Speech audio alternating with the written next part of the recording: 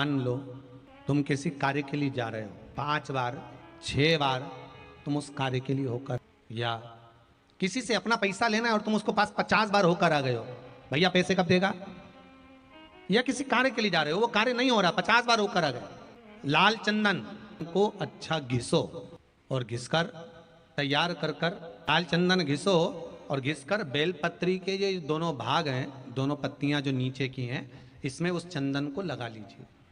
अगर किसी से आपको पैसा लेना है, वो नहीं दे रहा, या कोई काम है या जॉब है या नौकरी है या उसके लिए, या कोई विद्याध्ययन का कोई कार्य है, कोई स्कूल में पढ़ाई कर रहे हो और वो कार्य नहीं हो रहा, 5 बार 6 बार करके देख लिया नहीं हो रहा, तो ये दोनों पत्तियों पर लाल चंदन लगाओ।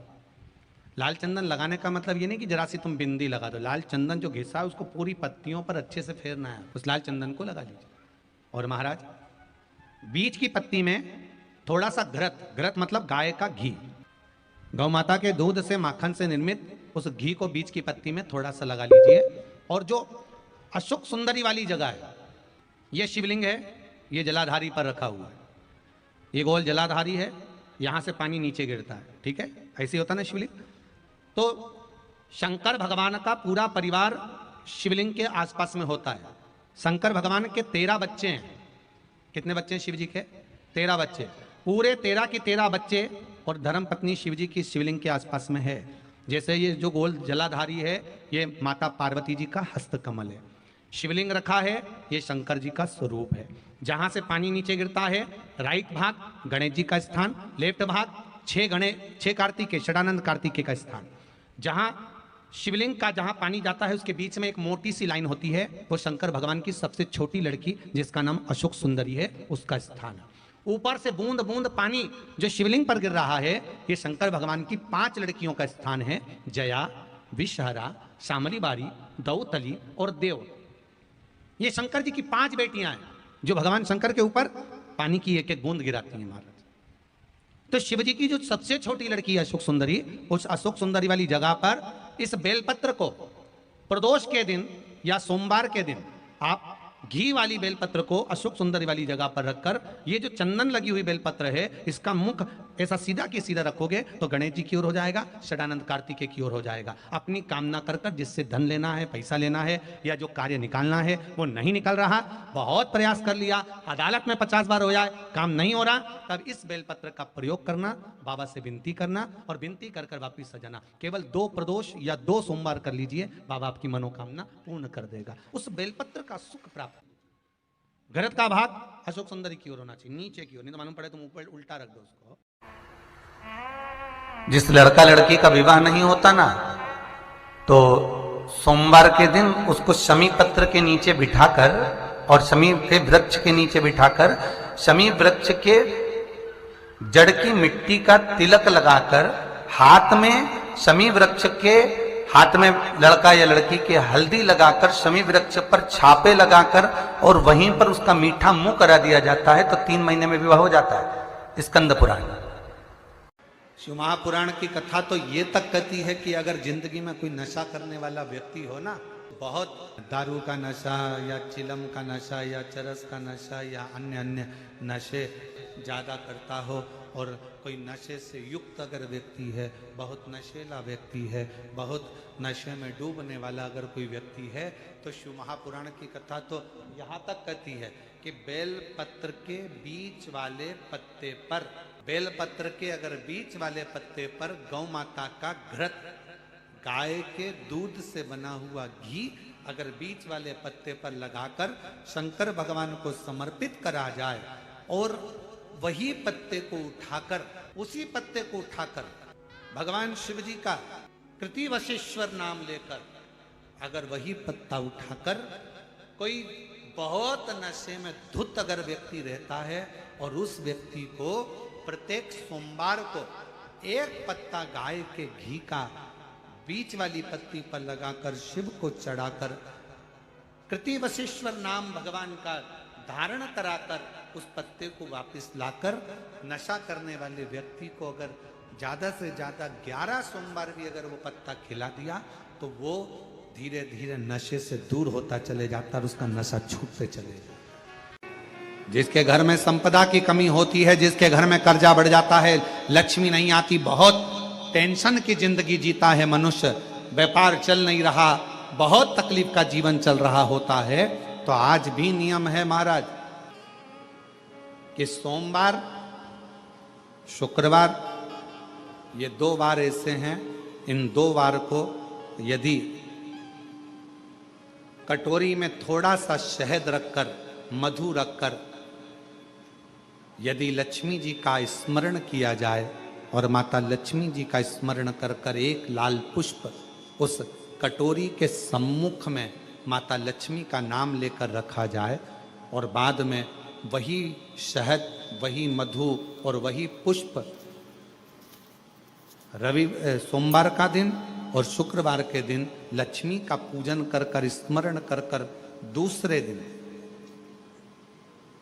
शुक्रवार के दिन पूजन करें, शनिवार के दिन उस मधु का, उस पुष्प का विसर्जन करें, सोमवार के दिन पूजन करें लक्ष्मी जी का स्मरण कर कर, और मंगलवार के दिन अगर विसर्जन करें, 5 या 7 सोमवार या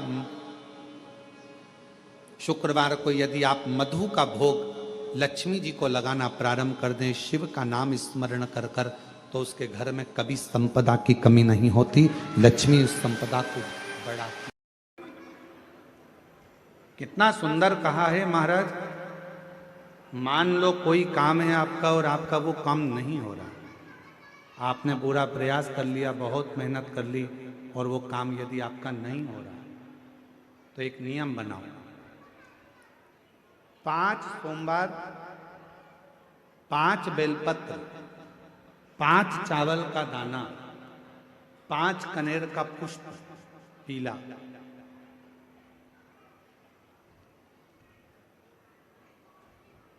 शिव जी के मंदिर में लेकर जाइए। सबसे पहले अशोक सुंदरी वाली जगह पर वो 5 बेलपत्र, 5 चावल के दाने और 5 कनेर का पुष्प, अशोक सुंदरी की जगह, आपको मालूम है ना अशोक सुंदरी की जगह सबको। तो जैसे ये जो शिवलिंग है, ये जो जलाधारी है, ये माता पार्वती जी का हस्त कमल है, शिवलिंग शंकर भगवान का स्वरूप है, जल जो बहता है, राइट में गणेश जी, लेफ्ट में कार्तिकेय जी, बीच में एक मोटी सी लाइन होती है शिवलिंग के सामने, वो अशोक सुंदरी का स्थान है। शिवलिंग के ठीक ऊपर भगवान शंकर जी का जो जल बूंद बूंद गिरता है, वो भगवान शंकर जी की 5 बेटियां जया, विषहरा, श्यामली बारी, दौतली और देव है। इस स्थान पर आप जो भी 5 बेलपत्र, 5 चावल का दाना, 5 कनेर का पुष्प लेकर गए हो, यहाँ समर्पित करो, शिव जी से प्रार्थना करो, बाबा मेरा ये काम है पूर्ण होना चाहिए, बहुत हाथ पैर जोड़ लिए लोगों के, हो नहीं रहा। यही सामग्री को उठाकर शंकर भगवान के शिवलिंग पर समर्पित करो, बाबा से प्रार्थना कर कर, बाबा इसको स्वीकार करना। जैसे अशोक सुंदरी की बात को आप स्वीकार करते हो, वैसे ही अशोक सुंदरी की बात को स्वीकार कर कर मेरी झोली भरना। 5 सोमवार बाबा के मंदिर में जाकर ये प्रयास करना प्रारंभ करो, ये कार्य करना प्रारंभ करो, मेरा देव अधिदेव महादेव जो कार्य अटक रहा है उसको पूर्ण तरह से कर ही दे, पूर्ण तरह से। 5 सोमवार का नियम बनाओ, 5 बेलपत्र, 5 चावल के दाने और 5 बोलो बोलो कनेर के पुष्प पीला का। शिव शिव यहाँ आई वायुदेव के पास में, वायुदेव क्यों जिद पे अड़े हो, तुम नहीं उड़ा सकते, तुम नहीं उड़ा सकते, क्यों? तुम रक्षक काहू को डरना, जिसको शिव ने संभाल लिया उसे फिर कोई दुनिया में पैदा नहीं हुआ जो उसको गिरा दे। उसको शिव ने संभाला, शिव ने। यक्षेश्वर, पार्वती मैया ने कह दिया उसको तुम नहीं उड़ा सकते, इसलिए छोड़ो। ये आकाशवाणी किसकी है? कौन बोल रहा है? पार्वती जी ने कहा यही शिव है जिसको तुम उड़ाने के लिए आए थे, यही शिव। हाथ जोड़ लिए वायुदेव ने, विनती कर ली, हे यक्ष देव, मैं आपको पहचान नहीं पाया, आज मेरा निवेदन स्वीकार करो और आप स्वयं शिवलिंग के रूप में विराजमान हो जाओ। शिव जी एक शिवलिंग के रूप में विराजमान हो गए और शिव जी का नाम यक्षेश्वर महादेव हो गया। जम के बोलो, कौन से महादेव? यक्षेश्वर। यक्षेश्वर महादेव नाम पड़ गया। भगवान देवाधिदेव महादेव उस शिवलिंग में से प्रकट हो गए, यक्षेश्वर महादेव के रूप में प्रकट होकर बोले, सुनो वायुदेव, वायु से जुड़ा हुआ, अग्नि से जुड़ा हुआ, जल से जुड़ा हुआ शरीर में अगर कोई भी रोग उत्पन्न होता है, उस रोग को केवल मेरा एक नाम उच्चारण ही श्रेष्ठता का फल दे जाता, श्रेष्ठता का। मेरी जीजियों, 7 दुर्वा। कितनी दुर्वा? दुर्वा देखिए ना सबने, क्या बोलते? दुर्वा की दूब है, दुली है, तुम समझ गए ना? हाँ बस ठीक है। हमारे उधर दुर्वा कहते हैं, वो घास जैसा लगता है ना दुर्वा। आप लोग छत्तीसगढ़ी भाषा में जो भी बोलते, दुल्ली और फूली, जो भी आप बोलते हो, आप 7 दुर्वा। और उस 7 दुर्वा को जो ये समझ लेना जरा, जिसका आधा सिर दुखता हो, पूरा सिर दुखता हो, नेत्र में भुकुटियां दुखती हो, सुबह से लेकर रात तक घबराहट उत्पन्न होती हो, बेचैनी होती हो और बहुत ज़्यादा तकलीफ में चक्कर जैसा बना रहता है, उसके लिए यक्षेश्वर महादेव की आराधना का स्मरण करेगा। ये शिवलिंग है, जलाधारी है, यहाँ से पानी बहता है। 7 दुर्वा 7 स्थानों पर जलाधारी पर रख दीजिए। 7 स्थान, 7 ही स्थान पर जल चढ़ाना प्रारंभ करो। जो 1 लोटा जल आप लेकर गए हो, 7 स्थान पर चढ़ाइए। उसके बाद में बचा हुआ जल शिवलिंग पर चढ़ा दीजिए। यक्षेश्वर महादेव का नाम लेकर एक एक दुर्वा को उठाकर रख लीजिए। यक्षेश्वर महादेव का नाम लेकर वो दुर्वा वापिस लेकर आ जाओ। 7 दिन तक सुबह सुबह बिना कुछ खाए उस एक एक दुर्वा को यक्षेश्वर महादेव का नाम लेकर चबा चबा कर खाना प्रारंभ करो। 7 दिन तो जाने दो, 2 दिन के अंदर ही जिसका भी सुबह से लेकर रात तक सिर में दर्द रहता है, वो धीरे धीरे धीरे धीरे बंद होना प्रारंभ हो जाएगा और शरीर में जो भी तकलीफें हैं वो रोग धीरे धीरे समाप्त होगा। यक्षेश्वर महादेव, आओ माँ, आजा। यक्षेश्वर महादेव कौन से महादेव हैं? जम के बोलो जरा, जम के। यक्षेश्वर महादेव 7 दुर्वा शिव को समर्पित कर कर।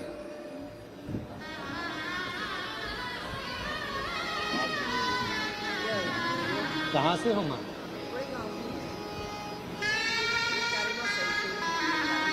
माइक दे रे जरा, माइक दे, माइक दे। ना ना, वो गांव का नाम बोलियो।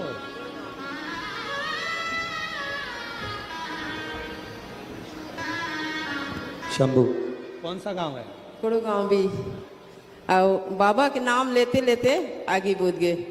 बिल्कुल। हाँ, एक बार जोरदार ताली बजाओ। साथ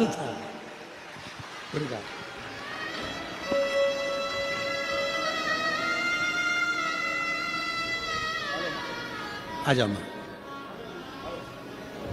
ये इन माँ को अगर व्यासपीठ तक पहुंचाने वाला है तो सब दूर सूचना पहुंची तो सीहोर भी पहुंची। सीहोर से फिर वो वीडियो आशीष जी के पास आई और आशीष जी के माध्यम से फिर वो यहाँ तक बताई।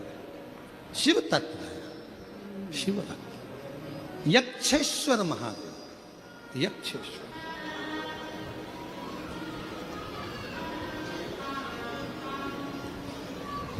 और यक्षेश्वर महादेव का नाम लेकर शिव तत्व को धारण करा महाराज।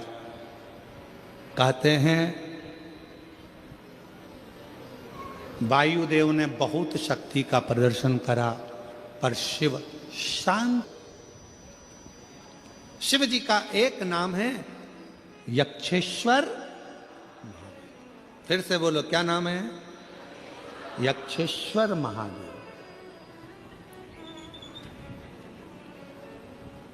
ये वो नाम है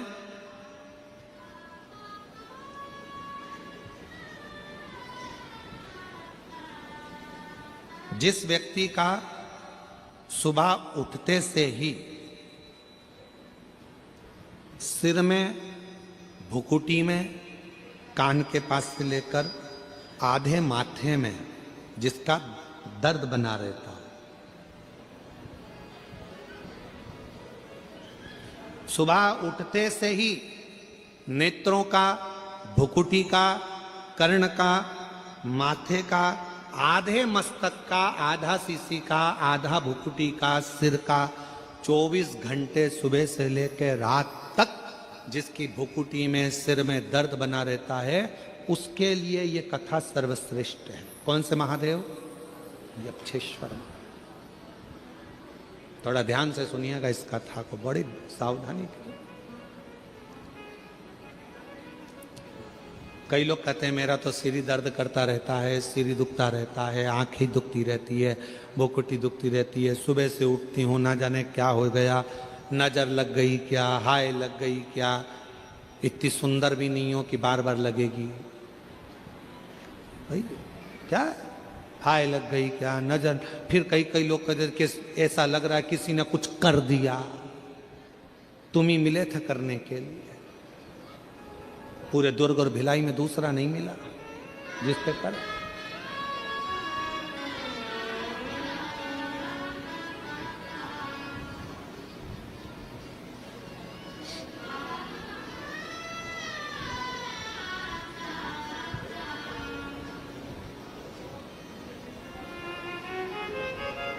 महाराज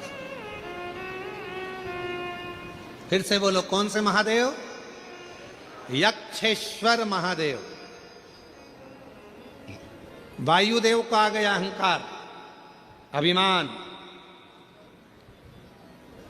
और इतनी अभिमत्ता में वायुदेव आ गए कि वो भगवान इंद्र के पास पहुंचकर इंद्र से जाकर कहते हैं कि मेरी वायु के वेग में मैं कुछ भी कर सकता हूं, कुछ भी।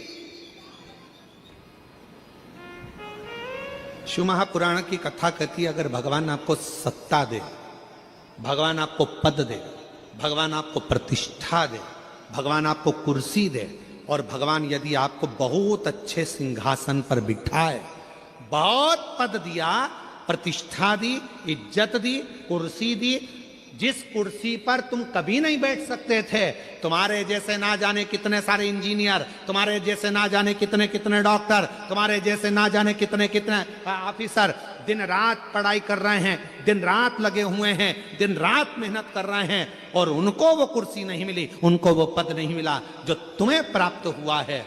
तो समझ लेना कि तुम्हारे पूर्व में तुमने कोई अच्छा कर्म करा होगा, उसके अनुसार तुम्हें यह प्राप्त हुआ। अब इसमें अहंकार मत करना, इसमें अभिमान मत करना कि मेरे को ये कुर्सी मिल गई, अब तो मैं जो कर सकता हूं करूंगा, मेरी मर्जी। किसी को नहीं गिन रहा है, किसी को नहीं मान रहा, किसी को नहीं।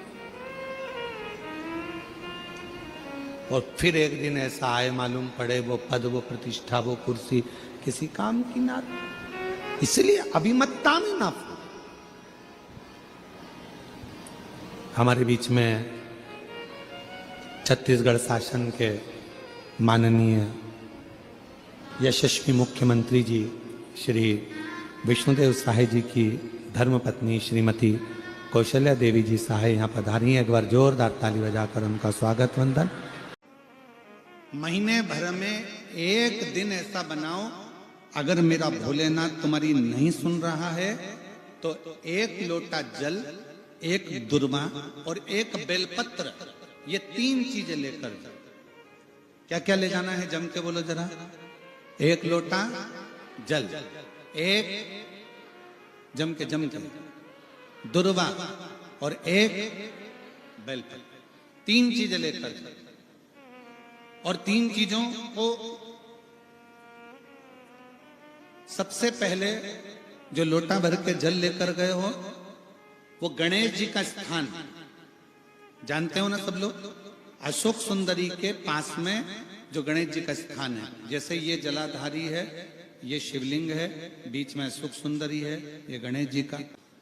एक लोटा जल जब चढ़ाओ तो पहले गणेश जी का स्थान, फिर कटी भाग, फिर शिवलिंग। समझ में आ गया। गणेश जी का स्थान, कटी भाग, जलाधारी, फिर शिवलिंग। दुर्वा गणेश जी के स्थान पर समर्पित कर दो और बेलपत्री अशोक सुंदरी वाली जगह पर समर्पित कर दो। ये 3 चीजें अगर आप 2 हफ्ते में, 1 महीने में अगर एक बार भी अगर करते हो तो देवाधिदेव महादेव आपकी मन की कामना पूर्ण जरूर करते हैं, ये निश्चित।